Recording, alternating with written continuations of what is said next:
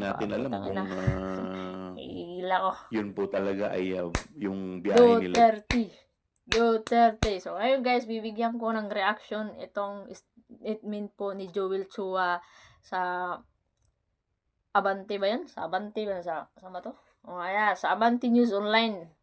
May sinabi siya doon na itong ano daw is crowd daw is sit up lang daw po. Mga KOGC daw po yung capture ng na audience. Kung makikita po ninyo, yung pong crowd po nila doon ay Mr. Congressman, KOJC. ano So, naman hindi naman po kung talaga mga yun KOGC ang nandun? pangkalahatan. KOGC, masit up man o hindi, wala ka ng paki doon. Importante mga Pilipino ang nandun. Program.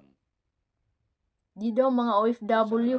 Nang tawag doon. Pumunta lang doon para Captured audience. pumunta lang doon para mag-meeting. Dapat pinuntahan mo doon isa-isa. Tinanong mo kung OFW ka ba? KOGC ka ba?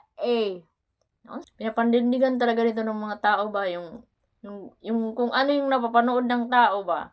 Iniiba nila. Pinapanindigan talaga nila yung pagbibilong nila ng mga ulo ng mga Pilipino. Bilog naman na.